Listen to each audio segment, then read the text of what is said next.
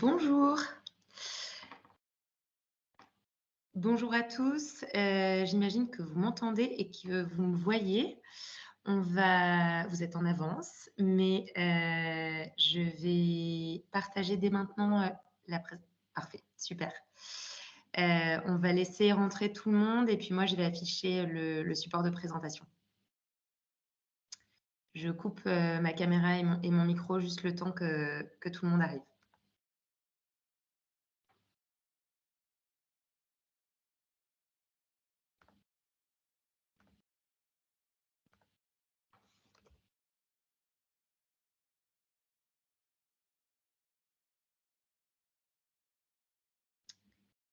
Hop.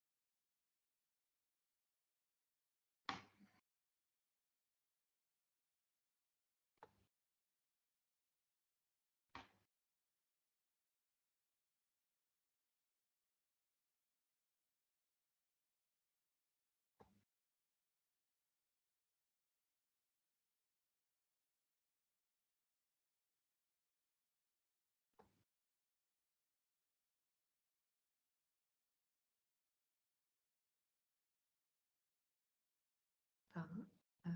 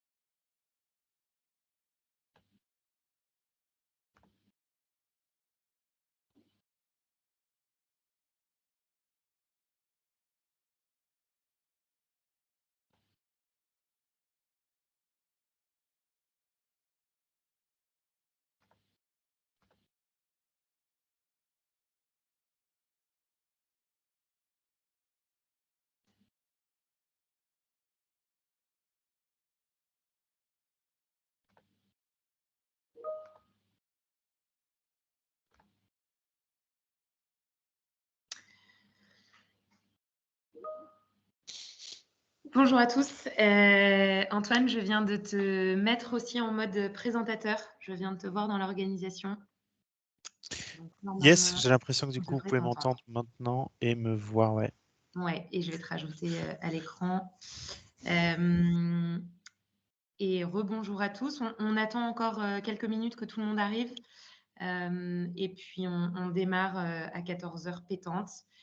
Pour information, on va enregistrer ce webinaire et on mettra le replay sur le site de Méavélo. Donc voilà, idem pour la présentation, on va vous l'envoyer par mail une fois que le webinaire sera terminé. Vous avez un espace de conversation où vous pouvez poser vos questions aussi pendant ce webinaire. Quoi d'autre Voilà, vous êtes un peu plus de 250 à être inscrits, donc on attend encore pas mal de monde. Et puis, pour ceux qui voulaient assister au webinaire de la semaine dernière, qui était un webinaire un peu généraliste sur Mais à vélo et pas uniquement dédié au challenge d'activité, on a aussi enregistré le replay et on a mis en ligne le document de présentation. Donc, je vais vous le mettre là sur la conversation, mais pour ceux que ça intéresse de revoir ça, on a tout enregistré. J'ai une petite question, pardon, c'est réglage un peu technique, mais j'ai peur que mon micro soit mal paramétré. Est-ce que si je clique sur mon ordinateur, vous entendez un bruit bizarre là, si je clique? Est-ce que vous entendez quelque chose ou pas?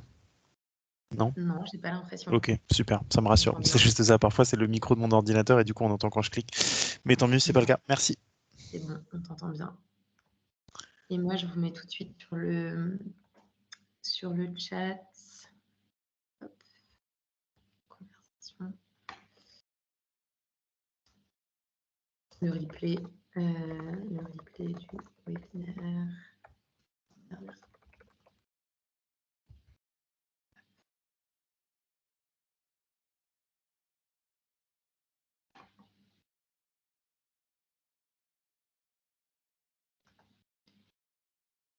Et Antoine, question, est-ce que tu peux faire défiler toi-même les slides ou c'est à moi de le faire? Je pense que ce sera à moi, mais t'as pas la main, toi, sur... Il y a marqué le présentateur a désactivé la navigation des participants, donc c'est Ouais, peut-être quelque ok. chose que tu peux Ouais, activer. non, mais... c'est moi qui l'ai. Ok, mais je bougerai les slides pour toi. Ouais, désolé, bah, j'essaierai de te Non, faire pas de des souci. petits appels du pied discrets. Yes, pas de problème. Je vais suivre.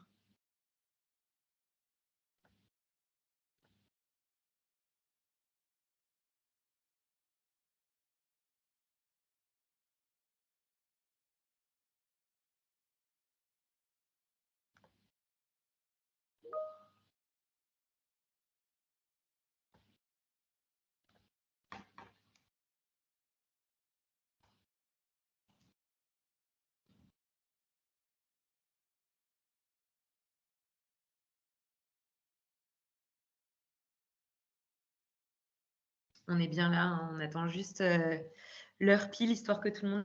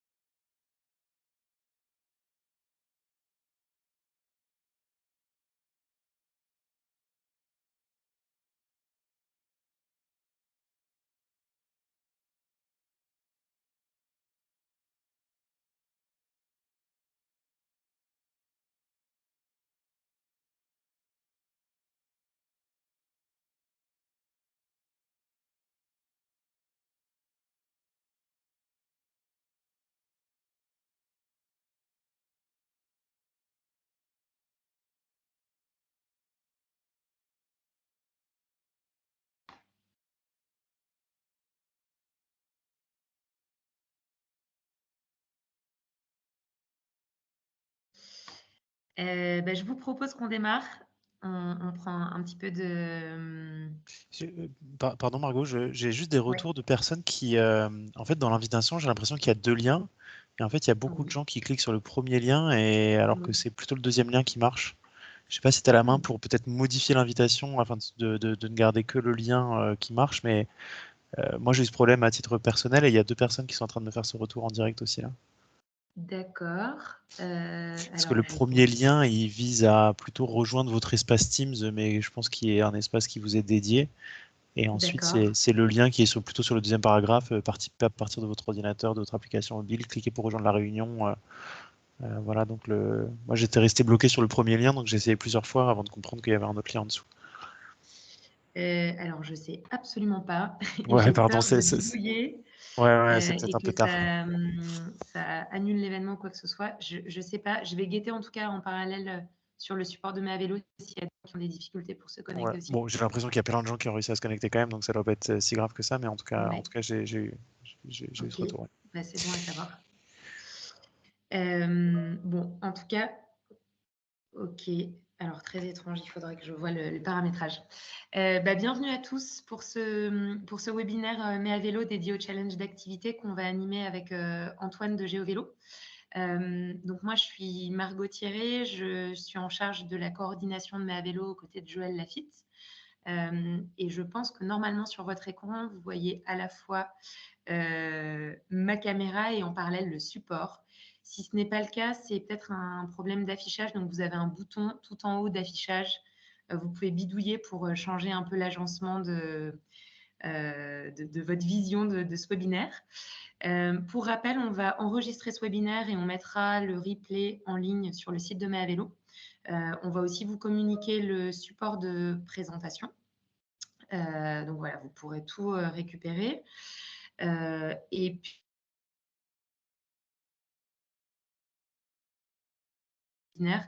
nous poser vos questions. Il y a un décalage quand je parle. Ah, alors là, je ne sais pas trop quoi vous dire. Désolée s'il y a ce décalage. Moi, je ne vais pas parler de toute façon très longtemps. Je vais très vite laisser la parole à Antoine qui va vous parler du challenge d'activité. L'idée, c'est que je commence par une petite intro sur qu'est-ce que met à vélo. Et puis qu'ensuite, Antoine prenne le relais pour vous expliquer tous les tenants et les aboutissants de ce fameux challenge d'activité. Mais à vélo, donc c'est une initiative qui a été imaginée en 2020 par le gouvernement, qui a été concrétisée en 2021 avec une première édition oui, c'est ça, une première édition en 2021 et puis une deuxième en 2022. Et là, on entre dans la troisième édition. L'idée était de célébrer le vélo pendant le mois de mai et donc de mettre la petite reine à l'honneur pendant tout le mois de mai, du 1er au 31, à travers un tas d'initiatives cyclables partout en France. Et donc, c'est un collectif, mais à vélo, de 14 structures, dont vous voyez les logos à l'écran. Donc, il y a à la fois des grosses associations vélo et puis des structures du gouvernement. Et donc, collectivement, on réfléchit à comment mobiliser un maximum de monde autour de cette opération nationale. On a aussi des partenaires en parallèle qui nous soutiennent sur l'organisation de Mea Vélo, dont GeoVélo, que Antoine représente aujourd'hui. En 2022, on avait 3000 événements qui étaient organisés sur le territoire, donc un tas d'événements différents, aussi bien des fêtes du vélo, des ateliers réparation, des ateliers de sensibilisation, de remise en selle, voilà, un tas de choses différentes. Et puis en parallèle, on avait des challenges d'activités aussi qui étaient organisés.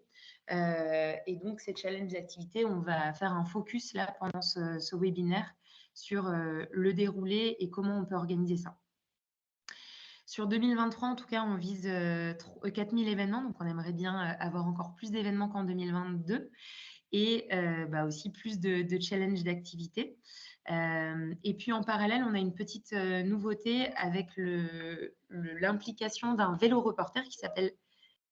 Alors, Adèle me dit qu'elle ne voit pas le document.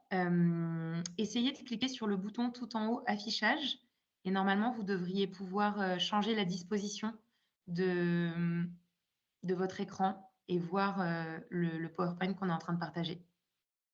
Voilà, c'est peut-être un problème que d'autres rencontrent. Donc, j'étais en train de vous dire que cette année, on avait une petite nouveauté avec l'implication de Jérôme Zindi, qui va être notre vélo reporter et qui va sillonner la France pendant le mois de mai pour aller couvrir 18 événements. Donc malheureusement, on ne pourra pas couvrir les 4000 événements, mais l'idée, c'est qu'on ait un petit échantillon représentatif de ce que peut être Mai à vélo et dans toute sa diversité. Et donc voilà, il y aura tous les jours des petites vidéos, des petits lives, des petites stories qui vont être partagées sur le site et puis sur les réseaux sociaux de Mai à vélo. Pourquoi s'engager dans Mai à vélo? Vous l'aurez compris, l'idée, c'est de participer à cette opération nationale pour célébrer le vélo. Et donc, vous, en tant que structure organisatrice, vous permettez de faire rayonner ça sur tout le territoire pendant ce mois de mai. Et puis, d'essayer de mettre au maximum en lumière des initiatives qui ont lieu.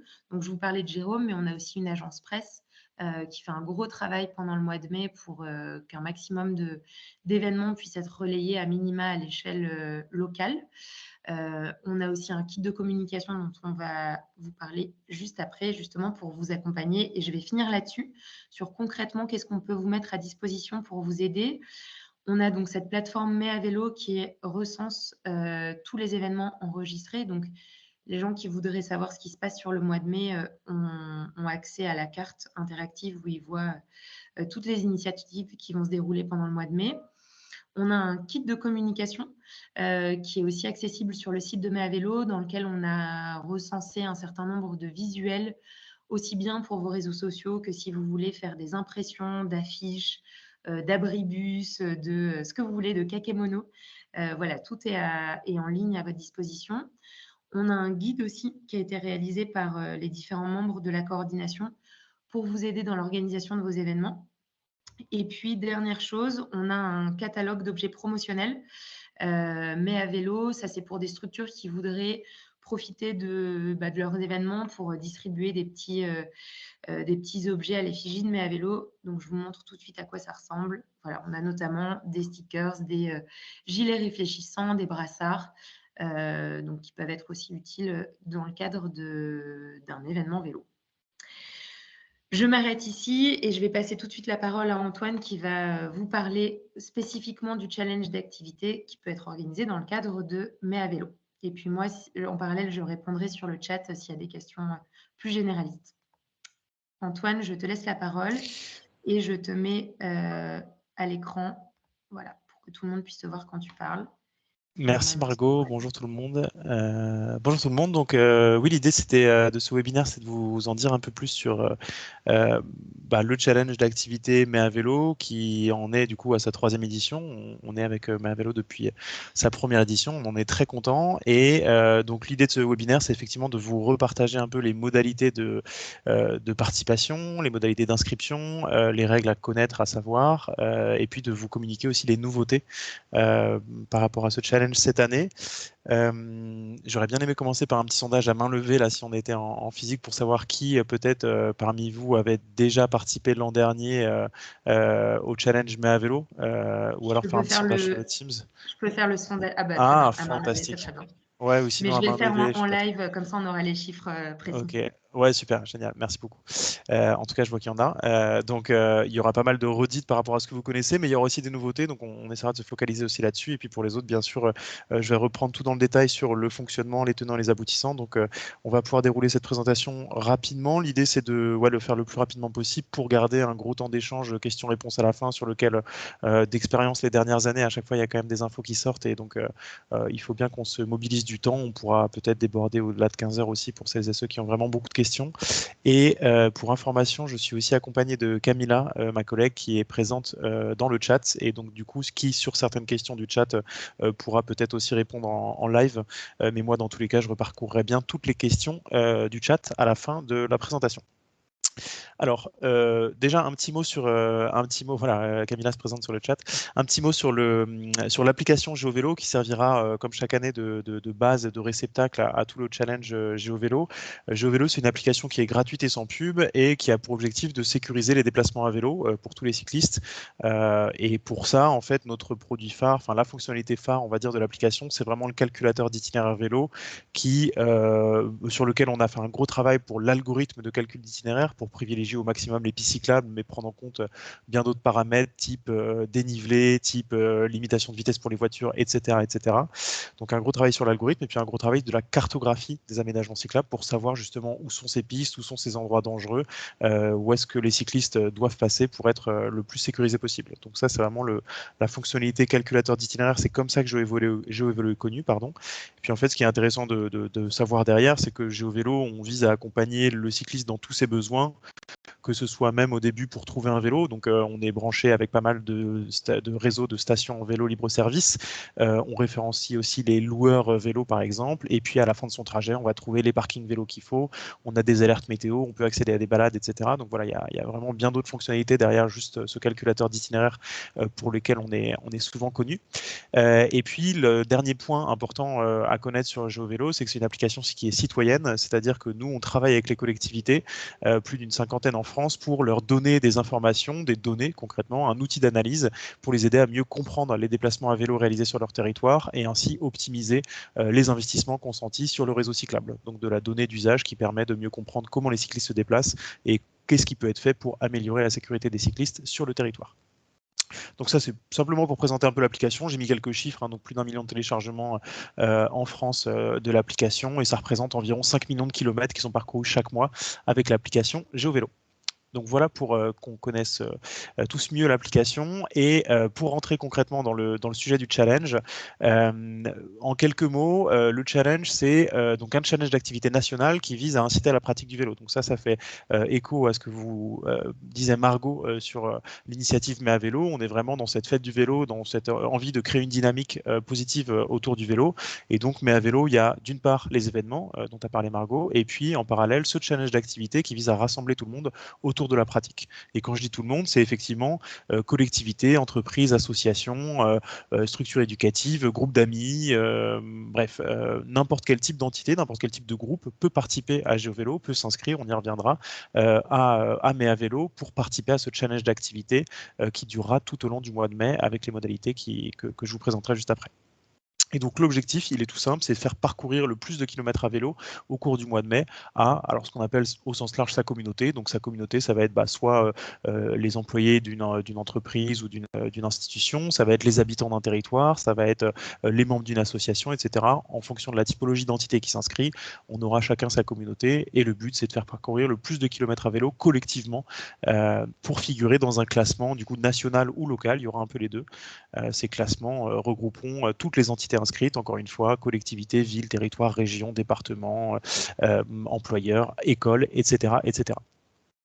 Donc on va venir juste après sur les modalités de participation, mais juste quelques chiffres, mais ça pareil, ça a été partagé. On était sur 1400 entités inscrites l'an dernier. Ça représentait plus de 50 000 participants qui ont participé au challenge Mais à vélo l'an dernier. Et on a atteint collectivement du coup 12 millions de kilomètres parcourus au cours du mois de mai. Donc on était, c'était sur tous ces chiffres, on avait doublé par rapport à 2022, par rapport à 2021, pardon. Donc je ne sais pas si on arrivera encore à doubler cette année, mais en tout cas ça fait on était très content de la mobilisation l'an dernier. On espère que ce sera encore au rendez-vous cette année. Et pour ça, il y a quelques nouveautés que je vais vous présenter juste après. Alors, le but de ce webinaire, c'est effectivement de vous présenter plus en détail comment ça fonctionne, notamment côté organisateur. Quand vous êtes, vous, j'imagine que vous allez être les personnes qui seraient en charge d'inscrire votre entité au challenge, de participer, de mobiliser votre communauté justement à ce challenge. Et donc, on va repasser en détail sur les modalités de participation, d'inscription et de communication sur le sujet. On peut passer au slide suivant, pardon. La question, c'est, voilà, une fois que vous avez entendu parler de ce challenge, une fois que vous avez envie de participer à cette fête nationale du vélo, et notamment à travers le challenge d'activité Mais à vélo, comment ça se passe concrètement, vous, quand vous êtes un organisateur? Alors, ça se passe en 3 étapes, principalement. La première, ça va être de s'inscrire au challenge avec un site qui est toujours le même, qui a cette adresse-là, mais cette adresse-là, vous pouvez aussi directement la retrouver depuis le site meavélo.fr. Donc vous allez sur meavélo.fr et dans la section de challenge, vous allez être redirigé vers ce site qui est vraiment dédié pour toute la plateforme d'inscription et pour le classement aussi, on y reviendra, mais avant tout plateforme d'inscription en amont du challenge pour inscrire, encore une fois, par exemple, votre entreprise ou votre communauté de communes au challenge Mais à vélo. Merci Margot qui met le lien dans le chat. Vous pouvez directement retrouver ce site d'inscription. Donc le formulaire d'inscription, il est assez rapide. Concrètement, on vous demande juste quelques infos, le nom de votre entité, potentiellement un logo à mettre. On demande aussi l'adresse principale, enfin la zone sur laquelle vous êtes, dans le but de créer des classements locaux aussi. On y reviendra, mais c'est important aussi de pouvoir localiser à chaque fois les participants au challenge pour faire des challenges des classements par région, par métropole, etc. Donc tout ça, ça existe. Et donc, on arrive sur ce formulaire d'inscription qui est assez facile, qui dépend aussi de est-ce que vous avez ou non participé à l'an dernier. Donc, vous verrez, l'une des premières questions sera est-ce que finalement vous aviez déjà une entité inscrite l'an dernier? Est-ce que vous aviez déjà une communauté inscrite à Méa Vélo? Et dans ce cas-là, vous verrez, c'est expliqué dans le formulaire, mais on vous renvoie plutôt sur le site GeoVélo, depuis lequel vous pouvez simplement finaliser votre inscription pour votre communauté qui existe déjà sur le site GeoVélo, donc que vous pouvez retrouver.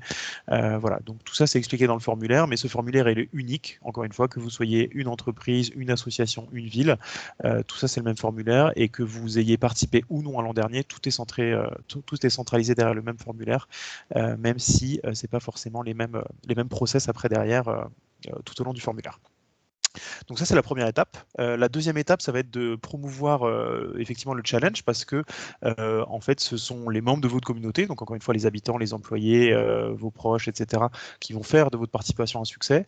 Et pour ça, nous, ce qu'on vous propose, c'est dès l'inscription, vous recevrez un mail automatique confirmant votre inscription et votre bonne inscription, au challenge Méa Vélo.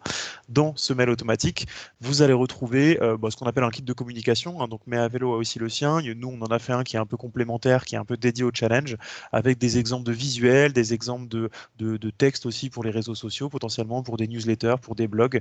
Bref, là encore une fois, selon le type d'entité, ce seront des canaux assez différents que vous allez mobiliser. Mais l'idée, c'est de vous donner le plus de billes possible.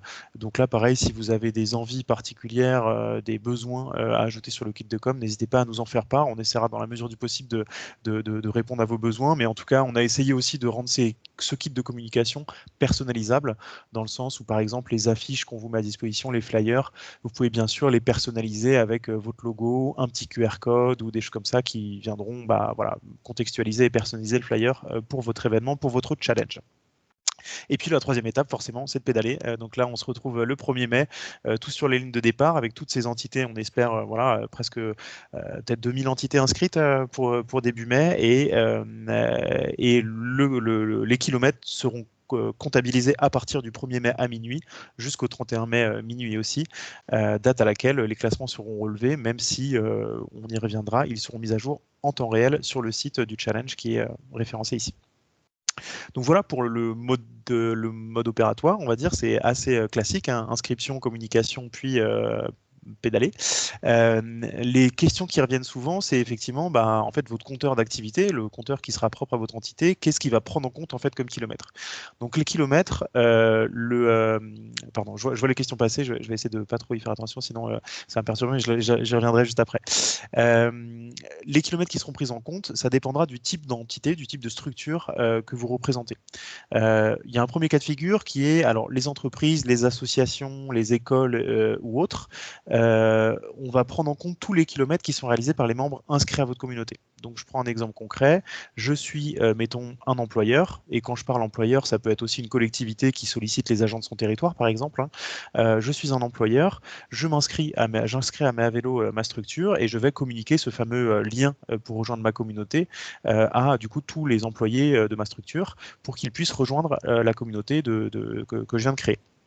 Une fois que les personnes, les agents de ma collectivité par exemple, ou les salariés de mon entreprise sont inscrits à ma communauté, ils n'auront plus qu'à enregistrer leur trajet avec l'application GeoVélo, et automatiquement tous les trajets, tous les kilomètres qui seront réalisés avec l'application GeoVélo par ces personnes inscrites à ma communauté viendront alimenter mon compteur, le compteur qui m'est propre, le compteur qui m'est attribué moi en tant qu'employeur. Donc tous les trajets réalisés par les membres de ma communauté seront pris en compte, où qu'ils soient. Voilà. La seule chose qu'il faut avoir en tête là-dessus, parce qu'on a eu beaucoup beaucoup de retours sur le sujet et on avait essayé d'être aussi clair que possible, mais je pense que ça vaut le coup de le dire le plus possible, effectivement de le rappeler, c'est que si une personne s'inscrit par exemple le 7 mai, eh bien malheureusement on n'a pas l'information de ces trajets, enfin les trajets en tout cas qu'il a réalisés entre le 1er et le 7 mai ne seront pas pris en compte, donc ce n'est pas rétroactif. C'est pour ça qu'il faut faire attention à ce que dans le cadre d'une communauté, ce qu'on appelle privée, donc un employeur, une entreprise, une association, etc., une communauté qui n'est pas ouverte à tous, ces kilomètres, enfin ces inscriptions à la communauté par les cyclistes soient faites le plus tôt possible avant le 1er mai, parce que sinon on perdra les premiers trajets qui seront réalisés avant leur inscription. Donc voilà, ça c'est le seul cas de figure où effectivement il y a des trajets qui ne seront pas pris en compte, c'est simplement si la personne n'est pas inscrite à la communauté globalement. Donc ça c'est plutôt logique. Ensuite, il y a le cas de figure territoire. Et donc là, quand je suis un territoire, donc encore une fois une communauté de communes, une ville, l'an dernier on a eu des départements, des régions qui sont inscrites évidemment. Là, ce qu'on va prendre en compte, ce sont tous les trajets qui sont réalisés au moins en partie sur le territoire en question. Donc pareil, cas de figure concret, je suis la communauté Versailles Grand Parc.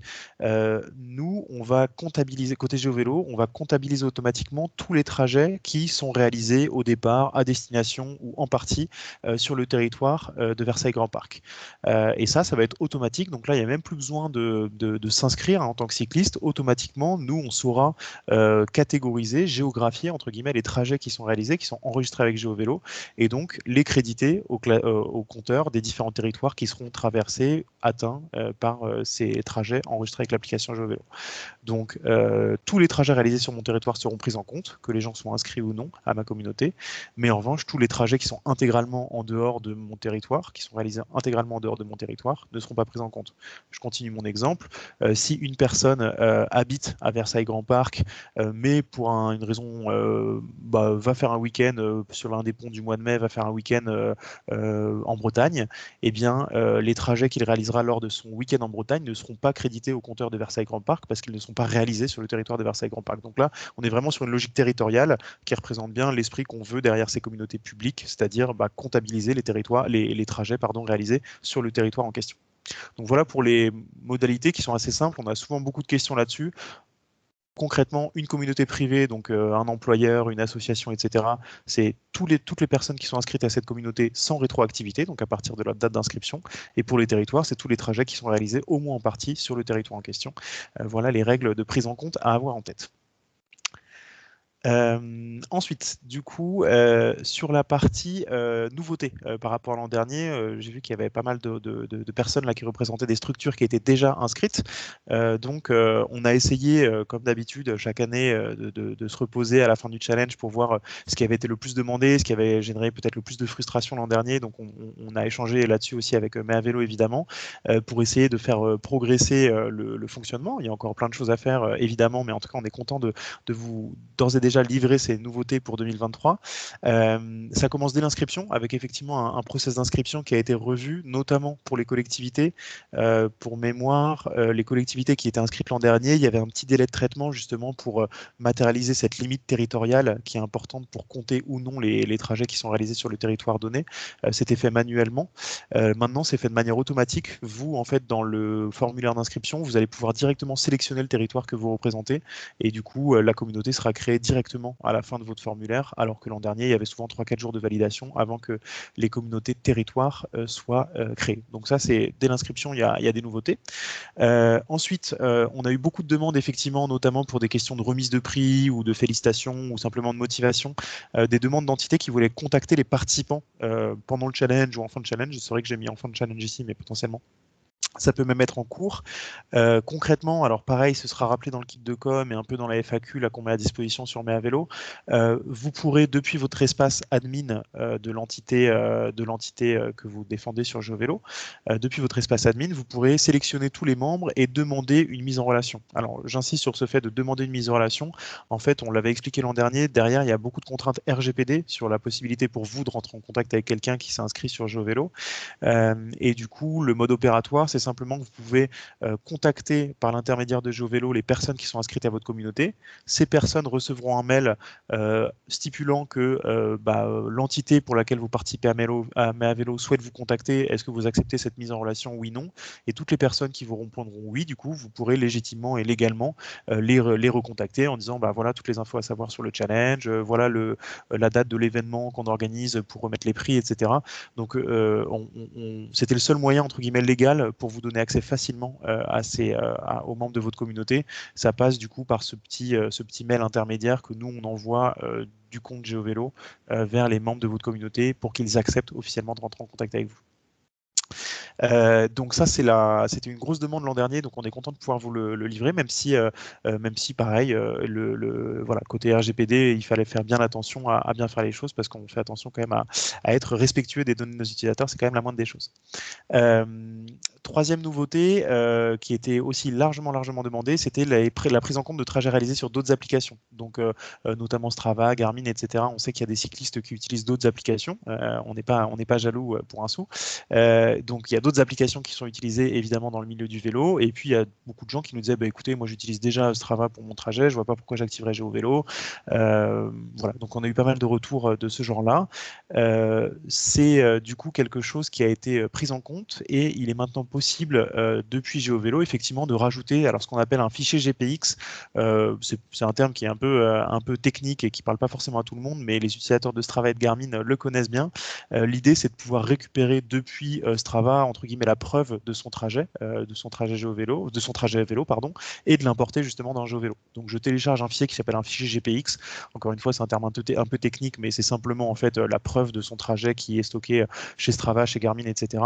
Et je peux directement le rajouter à mon compte GeoVélo. Et donc le trajet que j'ai fait hier sur mon compte Strava, je peux le télécharger depuis mon compte Strava et le remettre dans mon compte GeoVélo pour qu'il compte bien dans le challenge. Donc ça, c'était une forte demande, et il y a eu beaucoup de retours sur le sujet, que ce soit d'entreprises, de collectivités, d'associations. Et donc ça a bien été pris en compte, et c'est l'une des grosses nouveautés qui était très attendue, notamment par les participants au challenge. Dernière nouveauté aussi, dernière nouveauté majeure en tout cas, c'est ce qu'on appelle un fil d'actualité dans la communauté. Donc là, c'est un moyen encore plus direct de communiquer avec votre communauté, avec les membres de votre communauté. En plus du mail là dont je vous parlais avant, c'est un petit fil d'actualité que vous pouvez directement animer aussi au sein de votre page dédiée dans GeoVélo. Donc, pour rappel, quand vous créez une communauté dans le cadre de Méavélo, vous aurez un espace dédié au sein de l'application GeoVélo. Cet espace, il sera à votre nom, avec votre logo, etc. Et en fait, vous, depuis votre interface admin sur GeoVélo, vous pourrez poster des messages tout simplement dans cet espace en disant super, on est 5e au classement, il faut continuer, ou alors rendez-vous dimanche prochain pour un pique-nique ou pour la fête du vélo pour remettre les prix aux principaux participants. Enfin voilà, donc un fil d'actualité qui vous permettra un peu d'animer la communauté au fur et à mesure. Il n'y a pas de notification encore sur ce fil d'actualité, donc il n'y aura pas de notif qui sera envoyé à tous les membres de la communauté pour l'instant. C'est peut-être quelque chose qu'on fera plutôt pour l'an prochain, mais en tout cas, ça permet d'avoir un moyen de communication qui n'est pas forcément super intrusif aussi pour l'utilisateur, donc c'est aussi quelque chose de plutôt sympa pour l'utilisateur, plutôt que d'avoir des notifications qui arrivent sur son téléphone en permanence. C'est aussi bien d'avoir des moyens de communication un peu plus discrets comme ça. Donc quand je vais sur l'espace de la communauté de mon employeur, par exemple, je vais retrouver toutes les dernières actualités postées par mon employeur, et ça, vous qui allez inscrire sans doute votre entité, vous aurez accès du coup à cette interface admin pour animer ce fil d'actualité. Après, pêle-mêle, forcément, il y a pas mal d'autres nouveautés. Alors, vous avez peut-être vu passer, pour les personnes qui connaissent le mieux GeoVélo ou qui l'utilisent régulièrement, il y a une grosse mise à jour de l'application et globalement de toute l'identité visuelle qui a été revue côté GeoVélo. Donc là-dessus, il y a un gros travail, et il y aura encore des nouvelles fonctionnalités qui arriveront d'ici mai. Nouveau site, nouveau logo. On a aussi beaucoup travaillé sur l'optimisation de la consommation de la batterie, notamment sur Android. Ça, c'est des choses qui ont été vraiment améliorées. Donc, on avait aussi des retours de gens qui se plaignaient légitimement que l'application consommait pas mal de batterie, donc ça a été largement amélioré. Et puis pareil, sur les enregistrements, il y a toujours, et il y en aura toujours, des coupures, des problèmes de GPS, etc. C'est pas toujours de notre fait, malheureusement, mais en tout cas, on travaille aussi, on continue là-dessus pour fiabiliser tous les enregistrements, tous les trajets qui remontent dans GeoVélo. Voici pour les nouveautés principales. Et ensuite, du coup, pareil, on a eu pas mal de retours en fin de challenge l'an dernier sur des gens qui comprenaient pas bien ce qui allait se passer à la fin du challenge. Donc, j'ai cru bon de remettre ici les modalités qui dépendent, encore une fois, selon si on est une communauté privée ou publique au sens territoire.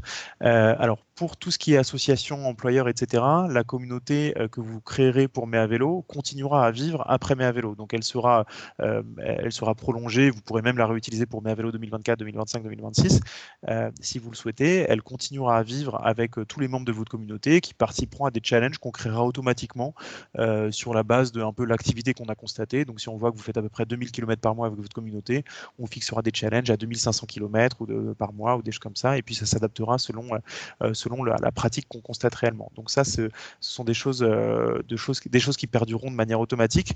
En revanche, ce qu'on dit chaque année, hein, c'est que pour les territoires, c'est des communautés qui sont quand même plus mises en avant et c'est des communautés qui sont techniquement un peu plus lourdes à maintenir. Et donc, du coup, c'est vraiment un service que l'on rend accessible au territoire gratuitement dans le cadre de Mea Vélo, mais qu'on malheureusement ne peut pas faire perdurer après Mea Vélo. Donc, les territoires inscrits l'an dernier, leur communauté a été supprimée après le challenge. Donc, en général, on fait ça fin juin, un mois après la fin du challenge. Et donc, il faut se réinscrire en début de challenge pour l'année suivante, en début de Mea Vélo. Après, du coup, il est possible aussi de rentrer en contact avec nos équipes pour profiter plus largement de l'offre qu'on propose au territoire, sachant que cette offre, elle porte non seulement sur la communauté dont on se parle, évidemment, mais aussi sur la cartographie du réseau d'aménagement pour fiabiliser le guidage et pour des soucis aussi de compatibilité de la cartographie des aménagements avec Transport Datacouf. Donc ça, c'est quelque chose que l'on fait au quotidien côté GeoVélo. Et puis aussi sur des outils d'analyse et d'aide à la décision pour votre plan vélo local. Donc en fait, tous les trajets qui sont enregistrés avec l'application, j'en parlais tout à l'heure, hein, ça rejoint le côté citoyen de l'application, tous les trajets réalisés avec l'application GeoVélo peuvent permettre aux collectivités partenaires justement de mieux comprendre comment les gens se déplacent sur le territoire et comment optimiser les aménagements en conséquence. Donc ça fait vraiment partie de l'offre de services que GeoVélo propose aux collectivités.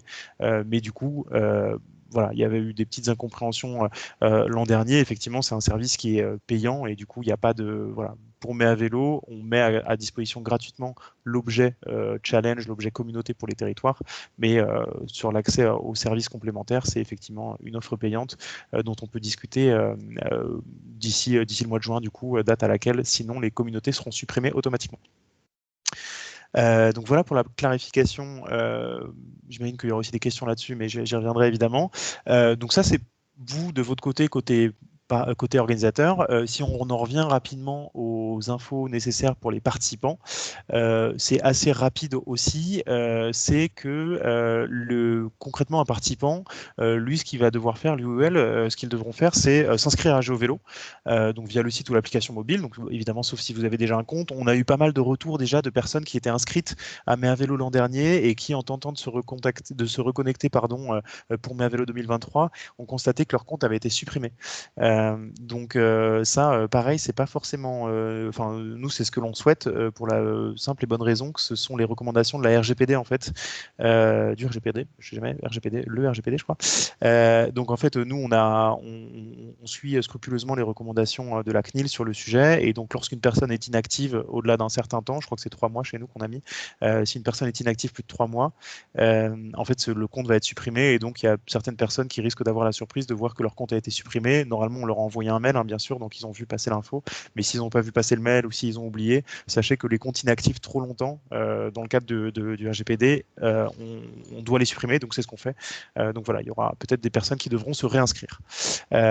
Donc soit on s'inscrit, soit on se connecte, ça c'est la première étape. Ensuite, vous, en tant qu'entité organisatrice, votre communauté que vous allez créer via le formulaire d'inscription dont je parlais tout à l'heure, votre communauté, elle bénéficiera d'un lien d'inscription qui vous sera propre, qui sera unique et que vous pourrez transmettre du coup à votre communauté via vos différents moyens de communication, réseaux sociaux, newsletters, blog, voilà, peu importe. Vous pouvez aussi le transformer en format QR code, ce lien. Alors en fait, le QR code, c'est un outil qui paraît un peu technique, mais il y a plein de sites gratuits sur Internet que vous pouvez retrouver facilement en faisant une simple recherche pour générer gratuitement des QR codes. Donc en fait, le lien d'invitation que vous aurez, vous pouvez le copier-coller dans un générateur de QR code, et ce QR code, vous pourrez après le remettre par exemple sur les affiches personnalisables dont je parlais tout à l'heure, sur des flyers personnalisables, etc. Donc en tout cas, soit en envoyant directement ce lien, soit en imprimant ce QR code, les personnes qui veulent vous rejoindre, qui veulent rejoindre votre communauté, pourront simplement avec ce lien ou ce QR code rejoindre votre communauté, s'inscrire à votre communauté et en devenir membre. Et la troisième étape, forcément, c'est d'enregistrer ces trajets. Donc, j'en parlais tout à l'heure. Ce sont ces personnes-là, qu'elles soient sur votre territoire ou qu'elles soient membres de votre communauté, qui vont contribuer au succès de votre challenge. Et donc, pour que les trajets soient pris en compte, ce sont des trajets, alors au-delà de l'import des trajets Strava, etc., dont je parlais tout à l'heure, sinon, l'immense majorité des trajets seront effectivement forcément des trajets réalisés avec l'application GeoVélo. Et pour qu'un trajet soit pris en compte avec GeoVélo, il y a trois fonctionnalités. Soit c'est je lance un itinéraire, donc la fameuse navigation dont je parlais tout à l'heure. Je veux aller chez un ami, je rentre son adresse, je clique sur démarrer la navigation et je vais être guidé comme un GPS classique jusqu'à ma destination. Donc là, ça va créer une trace GPS qu'on va pouvoir comptabiliser en termes de kilomètres. Et donc si c'est 11 km, on va créditer 11 km à votre compteur. Ça, c'est la première chose. Et ensuite, il y a aussi l'enregistrement manuel. Donc ça, c'est simplement sur la page d'accueil de l'application. Quand j'ouvre l'application, je tombe sur la carte des aménagements cyclables à ma proximité, autour de moi.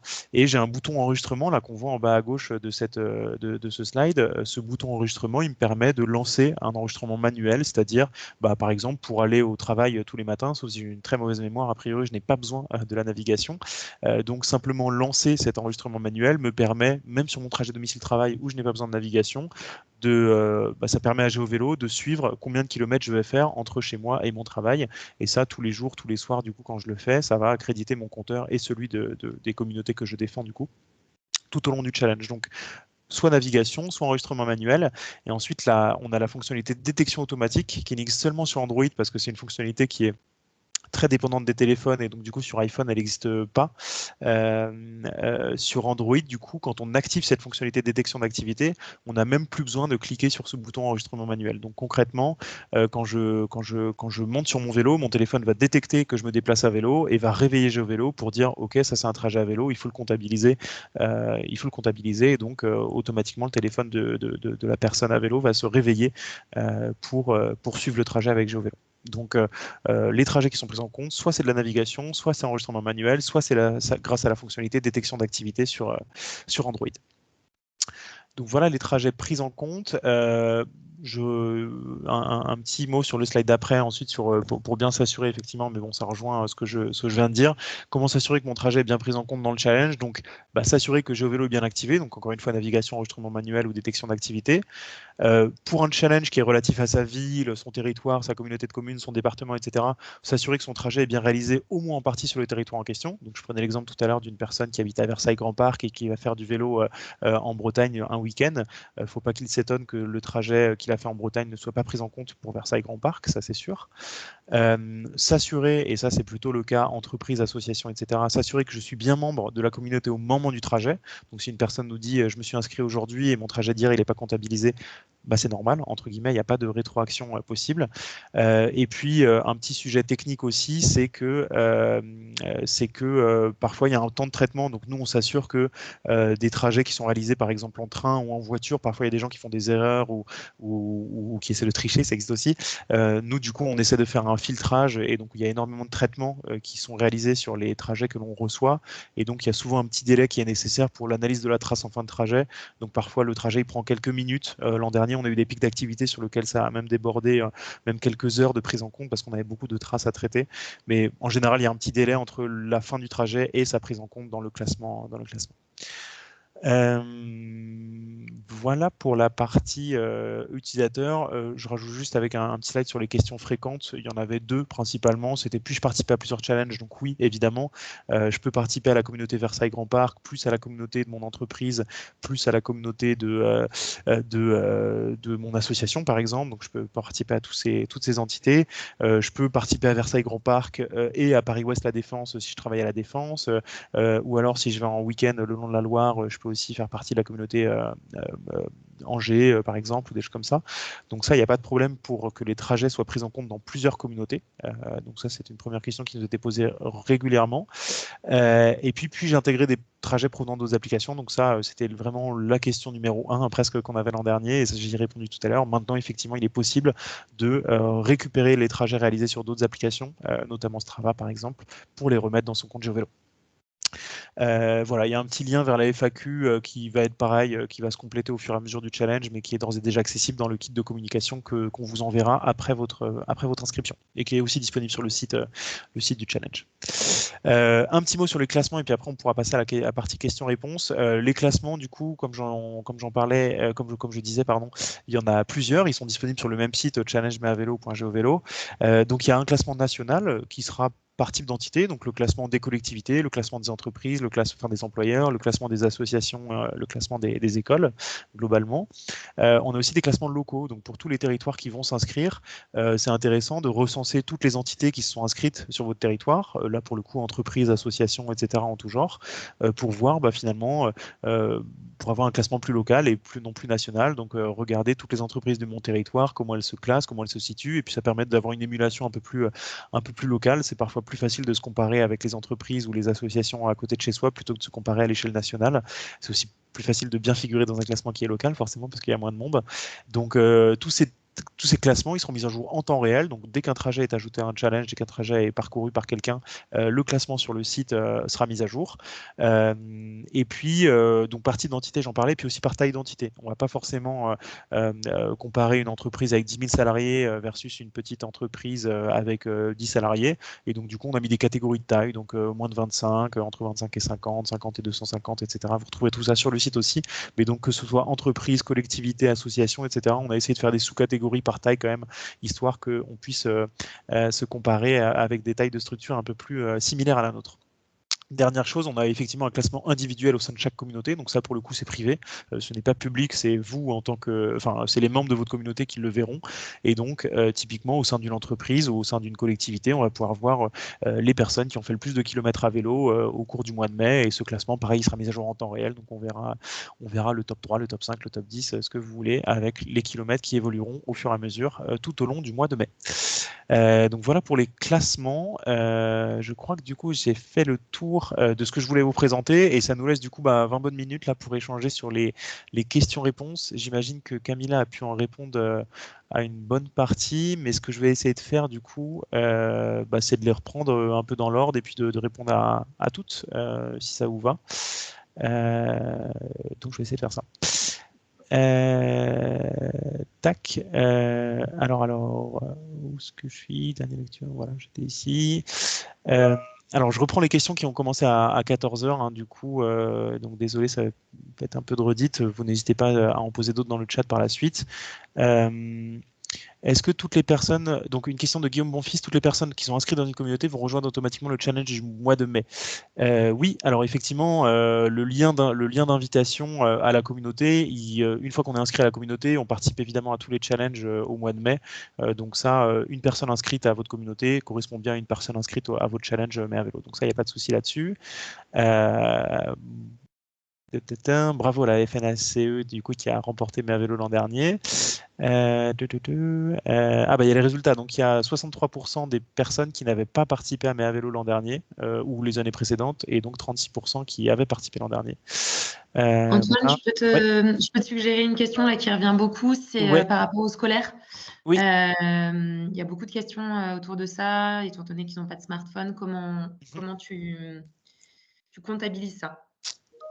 Oui, tout à fait. Alors, pareil, j'en ai pas parlé dans les nouveautés parce que c'était une nouveauté de l'an dernier, du coup, pour le coup. Alors, ce qui a été fait l'an dernier, c'est qu'il y avait une dérogation qui était possible, effectivement, pour des publics qui n'avaient pas de smartphone. Donc, il y a forcément le cas des publics scolaires, mais aussi certaines associations avec des personnes en situation de handicap ou en tout cas sans accès à du numérique. Ou à des téléphones mobiles. Et donc, du coup, on a un formulaire de dérogation qui sera accessible bientôt, qui n'est pas encore ouvert. Mais du coup, ce formulaire de dérogation vous permet simplement de renseigner le motif de votre demande de dérogation en disant, par exemple, mon challenge s'adresse à un public scolaire qui n'a pas de smartphone car ils sont trop jeunes.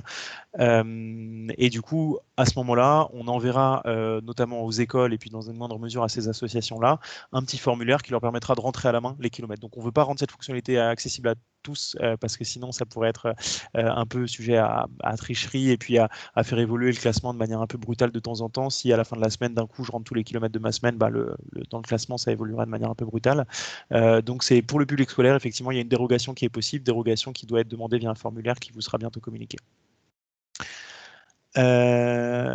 Voilà.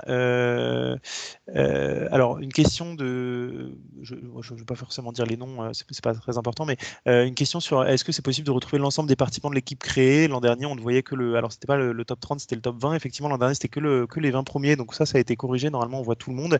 Et puis aussi, vous aurez cette interface admin qui, comme je le disais, vous permettra de contacter. Ça fait aussi partie de la question. Pas d'infos sur le nom et prénom pour pouvoir connaître les inscrits. Là, vous pourrez contacter indirectement via le mail RGPD là, dont je parlais pour s'assurer, pour effectivement faire le recensement précis de qui participe à votre challenge. Peut-on inscrire plusieurs entités pour la même entreprise? Donc ça, effectivement, ça a été fait par pas mal de personnes, pas mal d'entreprises l'an dernier, avec par exemple Pôle emploi qui avait inscrit plusieurs sites, Allianz, Decathlon, enfin bref, peu importe les noms. Mais du coup, on peut, par exemple, ce que Decathlon et Allianz faisaient, et je crois même Pôle emploi aussi, il y avait une communauté France qui existait, donc Decathlon France, et puis après, pour chacun des magasins, il y avait des communautés aussi locales pour chacun des magasins. Et en fait, les employés étaient invités à s'inscrire non seulement à la communauté France et en plus aux communautés locales. Ça permet de bien figurer en tant que Decathlon au classement français. Je crois qu'ils avaient été sur le top 3 d'ailleurs au final. Et puis aussi aux magasins locaux, un peu de se faire un classement, voilà, une compétition un peu intersite, intermagasin. Donc ça avait bien marché et c'est reproductible sur toutes les entreprises un peu multisites ou même au sein de différentes équipes sur un même site. Enfin voilà, tout ça, c'est vraiment libre à vous de choisir l'entité, la maille d'entité que vous souhaitez défendre, que vous souhaitez représenter au challenge. Mais en tout cas, tout est, en tout cas, vous pouvez participer et inscrire plusieurs entités, effectivement. Alors, une question d'un département, tenir simultanément deux challenges, l'un pour les agents du département et l'autre pour le public résident de notre département. Ça, effectivement, c'est possible. Ça rejoint un peu ce cas de figure avec vous êtes l'admin de plusieurs communautés, l'une qui s'adresse à vos agents, l'autre qui s'adresse à votre territoire. Plusieurs collectivités ont fait ce choix aussi l'an dernier et ça permet d'être très complémentaire parce que les agents forcément contribuent beaucoup au challenge territorial et puis ça permet aussi d'être bon ambassadeur du challenge parce que vous-même, en tant qu'employeur, vous décidez de vous inscrire. J'en ai pas parlé, mais effectivement, pour qu'un territoire, ça marche bien, le challenge sur son territoire, au-delà de contacter les cyclistes locaux. Ce qui est aussi hyper important, c'est de contacter justement toutes les entreprises locales parce qu'elles aussi, elles serviront de relais de communication et d'incitation à la participation au challenge. Donc, si vous êtes un département, une communauté de communes ou enfin voilà, surtout les agglos dans le cadre des entreprises, contactez toutes les entreprises de votre territoire pour dire on participe au challenge Mais à vélo, on a besoin de votre aide, inscrivez votre entreprise et tous les kilomètres qui seront réalisés par les salariés de ces entreprises-là sur votre territoire forcément seront crédités à votre compteur. Donc, ce n'est que bénéfique pour votre placement. Est-ce que c'est uniquement dans le cadre des trajets domicile-travail ou tous les trajets réalisés pendant cette période? Alors non, mais à vélo, c'est vraiment, ça s'adresse à tous les déplacements, que ce soit domicile-travail, loisirs, sportifs, etc. Donc il n'y a pas vraiment de limitation là-dessus. On avait réfléchi à une époque à se limiter sur le domicile-travail, mais effectivement, l'essence de Mais à vélo, c'est vraiment le vélo sous toutes ses formes et sous toutes ses pratiques. Donc il n'y a pas de restriction là-dessus. C'est des choses qu'on peut paramétrer, nous, de notre côté, si on le souhaite, avec des challenges un peu plus personnalisés GeoVélo. Mais pour ce challenge Mais à vélo, en tout cas, c'est vraiment tous les trajets qui sont pris en compte. Une équipe basée en France et compiler les résultats de tous nos collaborateurs, est-ce possible? Cela signifie s'inscrire sur plusieurs communautés. Donc ça rejoint la question que j'illustrais avec les exemples de Decathlon, Allianz, etc. Donc oui, effectivement, c'est possible. Camilla avait répondu, effectivement, pardon. Donc je vois les réponses en parallèle. La synchronisation avec Strava, du coup, j'en ai parlé. Je suis désolé, du coup, c'est un peu décousu. Je parcours les questions en temps réel. Le Grand Poitiers, la collectivité du Grand Poitiers qui avait été effectivement très dynamique l'an dernier sur le challenge, la personne en charge a changé. Alors oui, ça effectivement c'est un cas qui va arriver beaucoup aussi. Je parlais des comptes qui ont été supprimés du fait des suppressions automatiques pour respecter le RGPD. Si la personne qui a créé votre compte l'an dernier a changé, il faut que nous, on puisse avoir l'information. Donc vous nous contactiez concrètement avec l'adresse dédiée qui s'affiche aussi sur le site Challenge Mais à vélo pour nous dire la personne qui a créé l'an dernier ma communauté a changé, enfin est partie, et donc il faut changer ce qu'on appelle l'admin de votre communauté, et donc il faut juste nous donner l'adresse mail de la nouvelle personne qui va reprendre l'administration de la communauté, et on fera la modification pour vous, effectivement, donc pas besoin de récupérer les identifiants de son ancien collègue ou de son ex-collègue en l'occurrence, mais plutôt simplement nous donner la nouvelle adresse mail à utiliser pour l'admin. Les écoles, on en a parlé. Les kilomètres sur toute la France ou seulement sur la région dans laquelle nous sommes localisés? Donc ça, c'est une question, comme je disais tout à l'heure, ça dépend un peu du type de challenge dont on va se parler. Pour un challenge territorial, ce sera uniquement les kilomètres, les trajets réalisés en partie sur le territoire. Pour les challenges entreprises, encore une fois, si je travaille pour GeoVélo par exemple, et nous on a un site on est basé à Tours, si je fais du vélo à Marseille, eh bien, il n'y a pas de raison que mes kilomètres ne soient pas pris en compte pour mon entreprise. Donc voilà, ça dépend encore une fois du challenge challenge territorial versus challenge privé. Les salariés d'une entreprise devront-ils à chaque trajet préciser la communauté pour laquelle ils roulent? Non, l'idée c'est qu'effectivement vous vous inscrivez une bonne fois pour toutes pour là où les communautés que vous souhaitez défendre, et puis après tout au long du mois de mai, dès que vous faites un trajet, il sera comptabilisé dans toutes les communautés pour lesquelles vous êtes inscrite, si tant est que ça respecte les conditions dont on s'est parlé, donc territorial pour les challenges territoriaux, et puis par rapport à la date d'inscription pour les challenges privés. On peut importer les fichiers GPX directement sur le site web. Pour le moment, cependant, ces trajets importés ne sont pas comptabilisés pour les kilomètres de la communauté. Oui, tout à fait. Donc, ça, c'est des nouveautés, c'est des développements qui sont en cours. Donc, on a déjà fait l'import de GPX, mais l'idée, c'est que pour mes à vélo, d'ici mes à vélo, les trajets GPX soient bien pris en compte dans les challenges. Voilà. Au moins en partie, ça veut dire quoi? Alors effectivement, quand je parle de challenges territoriaux, ça veut dire que historiquement, on s'était focalisé uniquement sur les points de départ et points d'arrivée. Donc la question porte sur, encore une fois, ces challenges territoriaux. Concrètement, quels sont les trajets pris en compte? Donc un trajet qui est intégralement réalisé en dehors de votre territoire, évidemment, il ne va pas être pris en compte. Mais un challenge qui passe par votre territoire, qui démarre sur votre territoire ou qui arrive sur votre territoire, ça seront des trajets qui seront pris en compte pour votre compteur territorial. Donc ça, c'est ça la règle officielle, au moins en partie. Ça veut dire qu'effectivement, il y a un bout du trajet qui est réalisé sur votre territoire, et donc un trajet qui traverse 3 agglos ou 3 communautés de communes successives, et bien le trajet il va être crédité au compteur des 3 communautés de communes successives. Voilà, c'est ça que ça veut dire. Est-ce qu'il serait possible de compiler les résultats de plusieurs de nos communautés dans une communauté qui compile les kilomètres de tous nos collaborateurs, et ça c'est dès l'inscription? Donc ça rejoint encore une fois le cas Decathlon. Il n'y a pas de manière automatique de le faire, ça malheureusement. Je pense que c'est une nouveauté qu'on pourra proposer pour 2024, mais là 2023 c'est un peu court. Mais effectivement, dans le cas, je reviens sur nos exemples, Decathlon Alliance, voilà, on pourrait à terme lier automatiquement l'entité Decathlon France aux entités locales des sites des magasins Decathlon.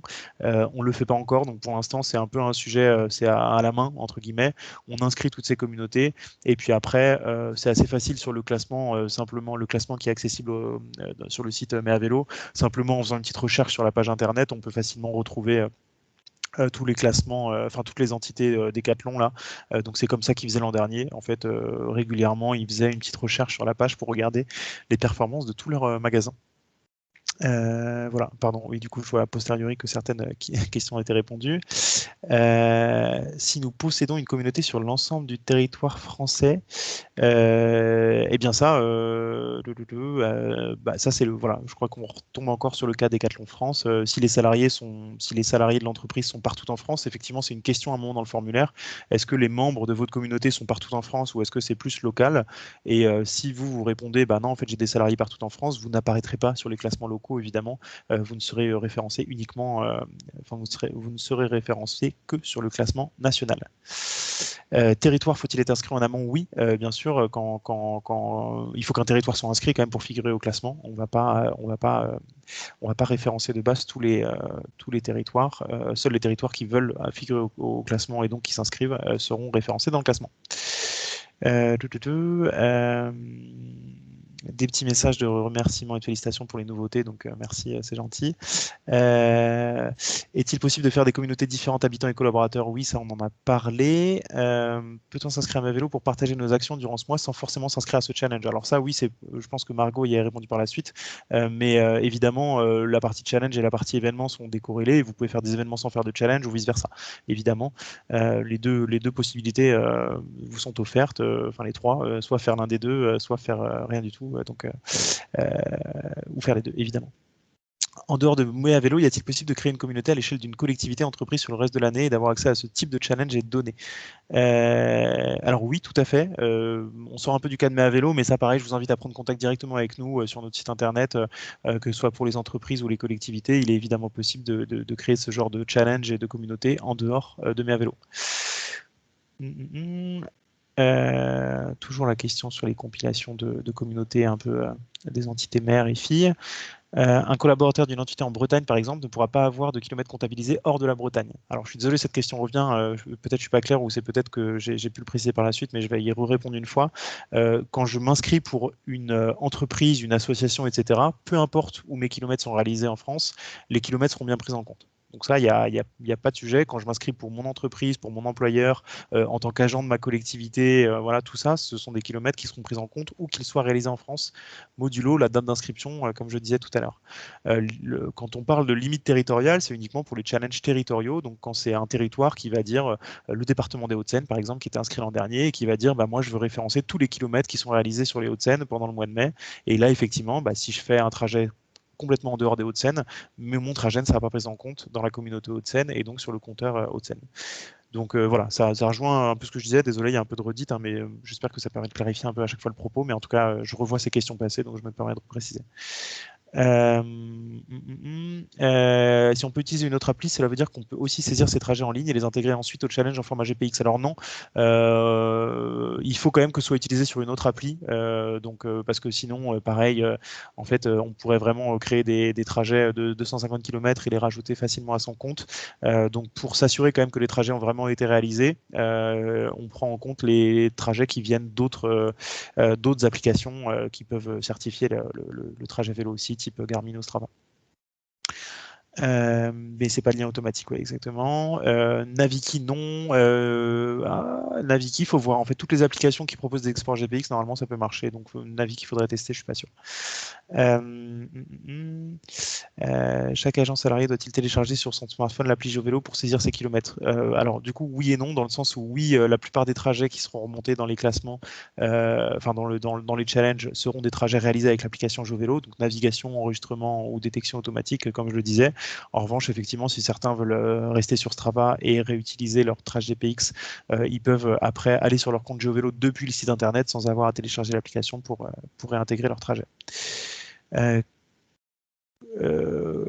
les autres applications, effectivement, bah, ça rejoint la question de Nathalie. Comment savoir quelles autres applications sont prises en compte à part Strava et Garmin? On vous mettra une liste complète là sur la FAQ. On vous mettra une liste complète. L'an dernier, l'application GeoVélo se stoppait seule. Donc, une personne qui me parlait des bugs d'enregistrement que j'évoquais tout à l'heure, il y en a, il y en aura. Voilà, ça a été amélioré, comme je disais. Donc, je vous invite à retester cette année. Et puis, si vous avez toujours des problèmes, n'hésitez pas à rentrer en contact avec notre support. J'imagine que vous l'avez fait l'an dernier, mais il y a eu pas mal d'améliorations. Donc, ça vaudrait le coup de regarder aussi. Des kilomètres oubliés pour les rajouter après coup, malheureusement, non.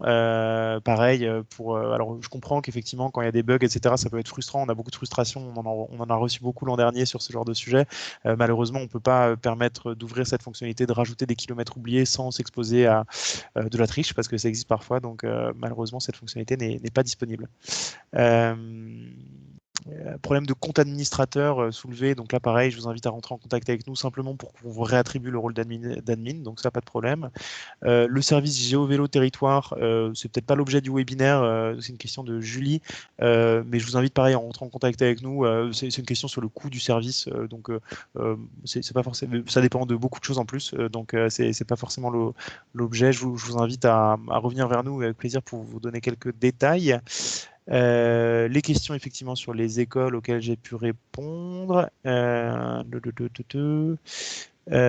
Sur les sociétés qui n'apparaissent pas encore dans le classement Occitanie, une question de Inside Group. Il faudrait juste regarder si vous aviez bien coché le fait que votre communauté soit locale par rapport à ce que je disais tout à l'heure.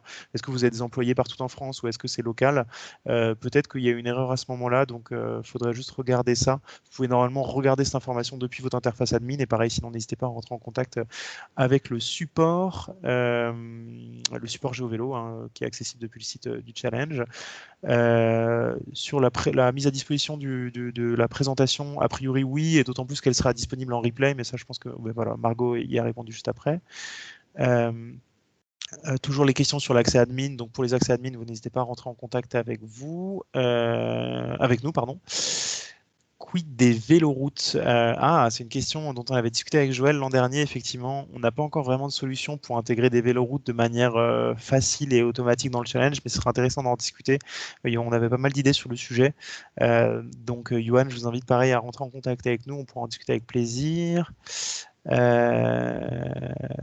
Alette qui dit que la détection d'activité ne fonctionne pas bien qu'elle soit sur Android, il ou elle, pardon, soit sur Android.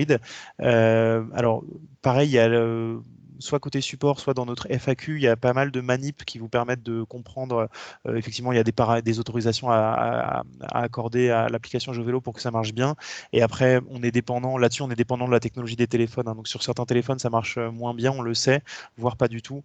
Donc, regardez les articles de la FAQ que l'on a sur le sujet sur notre site internet. Ça marche sur quasiment tous les téléphones Android, mais effectivement, il y a quelques recalcitrants. Mais voilà, ça peut être juste une histoire d'autorisation à activer aussi sur votre téléphone.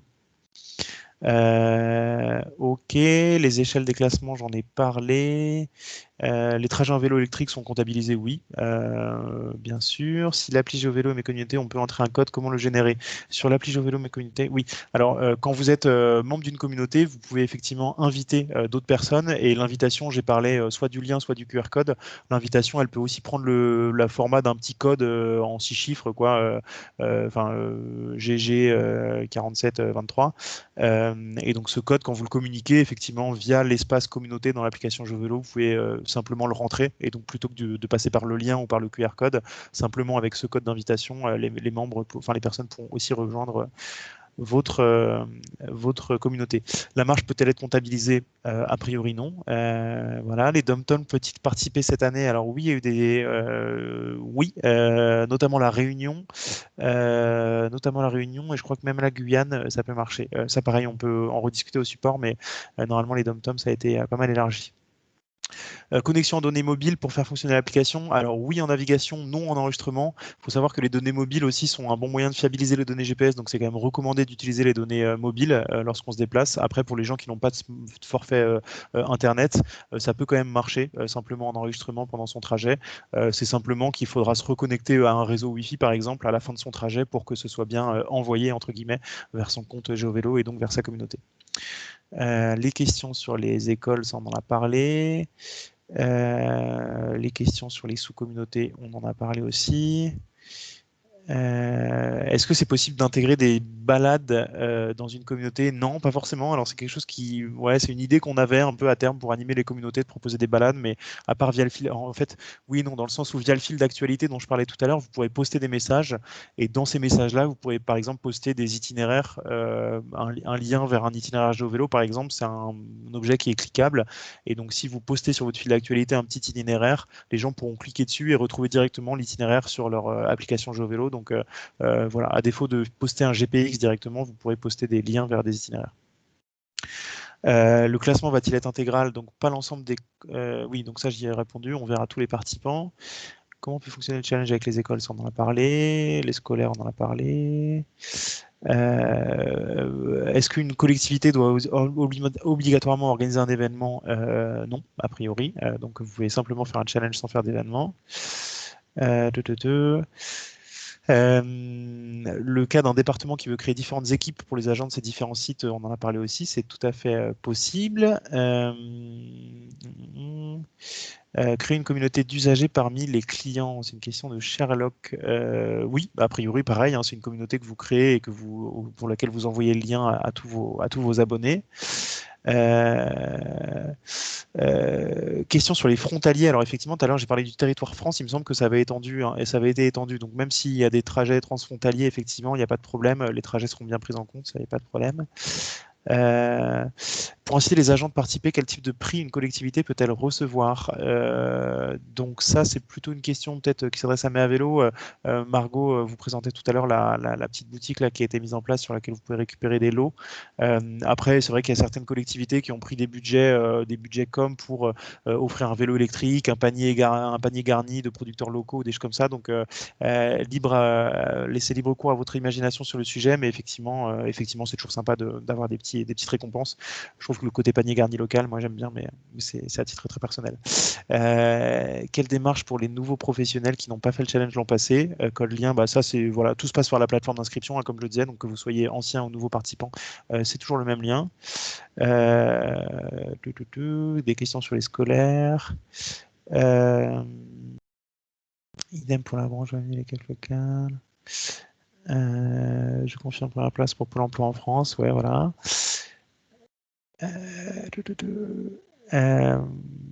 Est-ce que c'est possible de récupérer les données de tous les participants après les challenges? Alors, pour les collectivités, comme je disais, ça passe sur un service un peu qu'on fournit aux collectivités. Pour les entreprises, c'est un peu plus compliqué. Il y a des sujets RGPD, hein, bien sûr, derrière. Donc, voilà, c'est quelque chose. Enfin, tout dépend du type de données dont on se parle, mais en tout cas, toutes les données personnelles, effectivement, nous, euh, on les protège pour nos utilisateurs. Donc voilà, enfin, c'est à voir au cas par cas. Donc pareil, si vous avez un cas d'usage précis, n'hésitez pas à nous en parler. Antoine, je me permets Bien juste sûr, de ouais. t'interrompre. Je vois l'heure qui tourne et il y a des gens qui commencent à nous quitter. Il est 15h02. On peut peut-être encore prendre 2 questions et puis le reste, tu pourras essayer d'y répondre et ça viendra peut-être aussi enrichir la FAQ que vous avez préparée si tu vois des questions qui reviennent régulièrement là sur le chat. Ouais, carrément. Je sais pas dans quelle mesure je pourrais récupérer l'extract de toutes les questions, mais Moi, j'ai tout, donc je pourrais te partager ça. ok, super. Non, bah, il y a des questions sur l'appli, le dénivelé, oui, il y a des problèmes il y a un petit bug effectivement qui a été détecté par la mail là lorsqu'on s'inscrit à une application, à une communauté, ça c'est en train d'être pris en compte. Les kilomètres parcourus sur vélo d'appartement, non, c'est des données GPS, donc c'est des trajets. Euh, c'est dur de choisir les deux dernières questions. Euh, la possibilité de créer un challenge test, oui, donc vous pouvez créer une communauté gratuitement là, déjà dans GeoVélo et commencer, ou même, enfin, en fait, si vous vous inscrivez maintenant, vous aurez un challenge sur avril aussi pour vous échauffer entre guillemets. Voilà, j'aurais du mal à sélectionner les deux questions parce que je les parcours comme ça en balayant, mais j'espère avoir répondu à la plupart et avoir répondu aux questions que j'ai ratées là dans les questions auxquelles j'ai déjà répondu. Non, dernier point quand même intéressant, là, je vois une question que j'ai pas, à laquelle j'ai pas encore répondu. Le suivi et l'animation de la communauté via le fil d'actualité peut-elle s'effectuer via ordinateur ou seulement via l'application? Très bonne question parce qu'en fait c'est même l'inverse, c'est uniquement sur ordinateur qu'on peut faire ça et pas sur l'application. Donc j'ai pas accès à mon fil d'actualité depuis l'application, je peux pas contacter les participants depuis l'application. Il faut se connecter sur geovelo.app, notre site internet, et c'est depuis là qu'on va pouvoir participer à ma vélo. Et je prends une dernière question de Quimper sur un challenge qui existe déjà sur le territoire de Quimper depuis plusieurs années, donc de mi-mai à mi-juin. Donc bah oui, ça fait un peu doublon. J'imagine que c'est compliqué de communiquer sur les deux. Faudra en rediscuter. Il y a certains territoires, on parlait de la MEL tout à l'heure, certains territoires qui avaient des challenges historiquement et qui peu à peu sont réadaptés pour s'intégrer dans l'initiative Ma Vélo qui permet d'avoir une visibilité nationale et des moyens de communication qui sont un peu plus amples. Donc n'hésitez pas si pour l'an prochain ou même de cette année, mais je pense que c'est un peu juste, si vous avez des challenges déjà organisés sur votre territoire, si vous voulez voir comment ça peut se réadapter pour le format Ma Vélo, on peut bien sûr en rediscuter. Voilà, je m'arrête là. Moi, je peux enfin, personnellement, je peux rester si si des gens ont encore des questions, mais effectivement, comme dit Margot, leur tourne, donc je voudrais pas vous mobiliser tout l'après-midi. Merci en tout cas. Encore une fois, donc sur le site Challenge, vous pouvez accéder directement à un formulaire qui vous permet de rentrer en contact avec nous pour toutes les questions. Donc on a une équipe dédiée sur le support qui essaiera de répondre autant que possible à vos questions. Donc au plaisir de vous retrouver au cours de ce challenge et d'ici là sur nos différents réseaux, notamment sur le support. Merci beaucoup et à bientôt. Merci Antoine, merci à tous. Et comme promis, on vous envoie dans la foulée le support de présentation et le replay de ce webinaire. Merci d'avoir été aussi nombreux et ravi de lire que vous êtes impatients d'être au mois de mai. Bon après-midi et à très bientôt. Au revoir. Je vais terminer l'enregistrement. Merci Antoine. Merci. Il y a trop de messages qui arrivent. Voilà. Tac, et j'arrête tout.